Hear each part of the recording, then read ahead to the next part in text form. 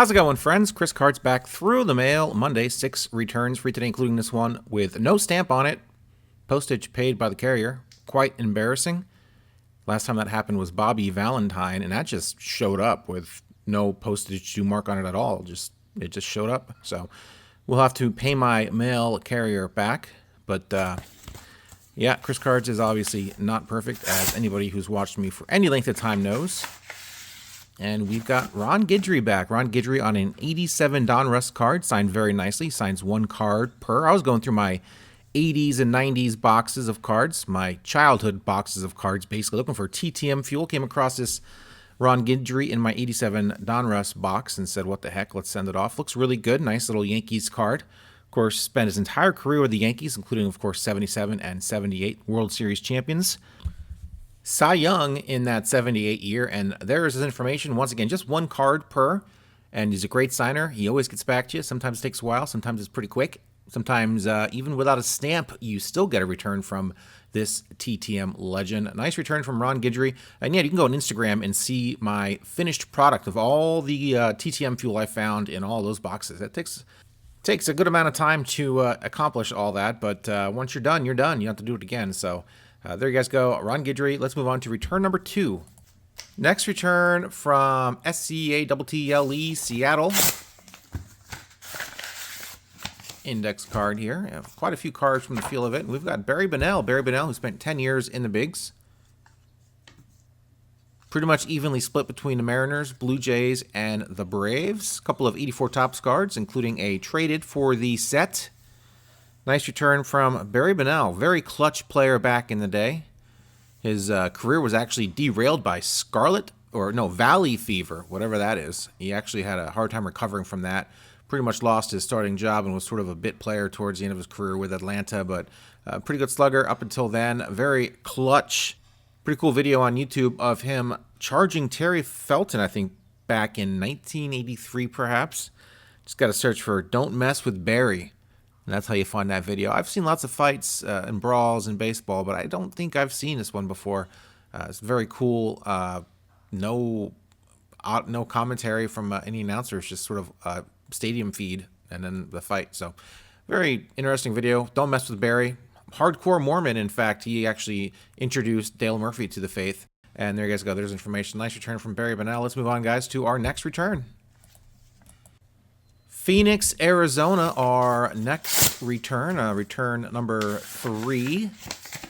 And we've got Eric Hanson signed there. 92 Bowman, as well as a studio card. 11-year career. 6 of those with the Seattle Mariners. 3 with the Toronto Blue Jays. Even had a run with the Red Sox in 1995. Of course, went to the playoffs. Started a couple of games for them. He was also an All-Star that year in 95. Pride of Wake Forest. The Demon Deacons. Nice return from Eric Hanson. There is his information right there. And let's move on, guys, to return number 4. Springfield, Missouri, our next return. A lot of stuff in this envelope. Let's see if I can get a nice safe place to open this. There we go. Yeah, we got some answered questions as well as my inscription request back. And we've got Mr. Scott Bales. Scott Bales, left-handed pitcher for 9 years in his big league career. Played mostly with the Indians, Angels, as well as the Texas Rangers. 87 Topps inscribed with his debut date, as well as a 90 Leaf. Very nice card to get signed. 88 Topps as well. Nice return from Scott Bales. Like I said, 9-year career. In fact, he retired in 92, came back in 97, pitched 2 more years with the Texas Rangers. Did pretty well out of the pen, actually. Nice return from him. Let's see what these questions yielded. All right, how many autograph requests do you get per week or month? He says about 10. Any pet peeves? He says he doesn't love answering questions. What do you think of the rule changes? He says, I like them. And when the movie Major League came out, being on the Indians at the time, was there any stories or did you see any of the filming or did they film elsewhere? He said, we went out with Charlie Sheen one night and he got us kicked out. So, so there's that. Doesn't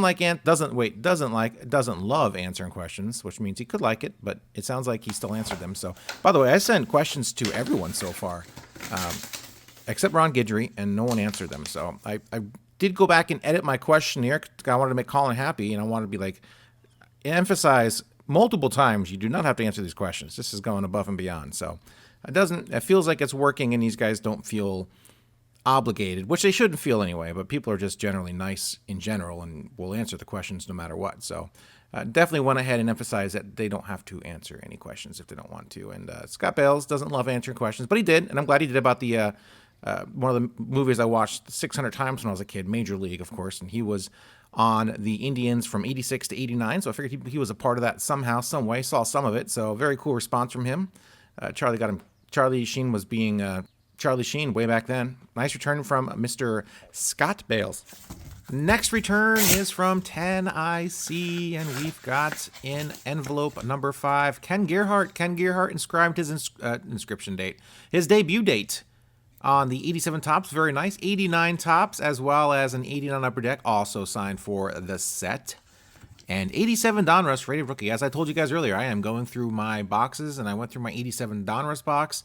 As you can see, a few cards already, of course, including the rated rookie cards. Nice to get those signed. Very nice. 3-year career for Ken Gearhart, all spent with the Baltimore Orioles. His career came to an abrupt end when he was hit by a pitch in the wrist, which ended his major league career. Kind of a bummer. He was an outfielder slugger, so to speak. Didn't actually do that great in those 3 years, but sucks that his career ended with a HBP. There's his information. Nice return from Ken Gearhart. Great signer. 2 more cards signed for the sets, which, yes, I will be putting out those videos very soon. And our final return of this week's Through the Mail Monday comes to us from the Metroplex in Michigan. And we've got Pat Sheridan. Pat Sheridan signed in 87 Topps, an 84 Topps with the 85 World Series Champions inscription on it, and an 89 Upper Deck with another inscription, 86 to 89 as a Tiger. And I think I asked him for an MLB debut inscription on the 87 Topps card, which he did not do. Yeah, just trying to get as many inscriptions on my set cards as possible. 2 out of 3 is not bad. Very nice return from Pat Sheridan. 9 years in the bigs, 4 with the Royals, 4 with the Tigers. Even got into 62 games as a Yankee way towards the end of his career. World Series champion with the Royals in 1985, as I mentioned. Glad to get that inscribed on the 84 Topps card. Looks really good. And there is the information for Pat Sheridan. Pat the Bat, thanks for signing my cards and inscribing them. Awesome returns this week on Through the Mail Monday, number 281. This wraps it up. Hope you guys liked the video. Hit that like button if you did. Comment down below. Let me know what you guys thought of this week's returns. And of course, as always, subscribe if you haven't done so already. I've done this 281 weeks in a row without fail. Never missing a single week. Very happy to get this one done. I spent the weekend in Sonoma, NASCARing it up with all of my friends. One other guy, actually. And we had a great time. I hope we had a great time. I have no idea. I'm filming this on Wednesday, so we leave tomorrow, Thursday. We're going to be camped out Thursday, Friday, Saturday, Sunday. We're leaving Monday morning from the track. Should be interesting. This will be we've camped up there before 2 or 3 times, but this is the first time with an actual RV, and we rented one of those RVs, and hopefully it'll be fun. Hopefully I remember to bring everything, all the necessities that we will need. I'm sure I will be in the RV on Thursday or Friday, thinking to myself, dang it, I didn't bring that. And of course, we're not going to want to like drive out of the campground and go pick stuff up at some stores. So hopefully we got everything we need, and we have a great weekend and a lot of fun, lots of sun. Going to have my sunscreen, going to have lots of water. And yeah, it's going to be a great time. NASCAR at Sonoma, Sears Point. We'll be in the 50-acre campground, row C. So come see us if you know where that is. And yeah, I think actually I was gonna meet someone at the track a few years ago when I went. Don't think it ever ended up happening. It's not exactly easy when you're there. It's such a huge property. But we're gonna have a good time. Can't wait. Gonna be fun. 2 NASCAR weekends in a row for me and my buddy Russell. Last week we went to the Xfinity race in Portland, showed some video of that in last week's video, and of course this week is going to be Sonoma. I'll try to get some pictures on Instagram. I normally don't think about Instagram very often, as those that follow me probably know, but try to get a few pictures of the trip on Instagram for posterity reasons, and in case you guys are wondering where I'm at, what I'm doing, and what I'm looking at. I have my trusty Sharpie with me, see if we can get some autographs. And I still need tickets, actually, race tickets. So I should probably just wrap this up and get that going because I got lots of stuff to do before we leave tomorrow morning. Thanks, guys, for watching. I appreciate each and every one of you. Had a great time doing this video. Hope you guys liked it. See ya.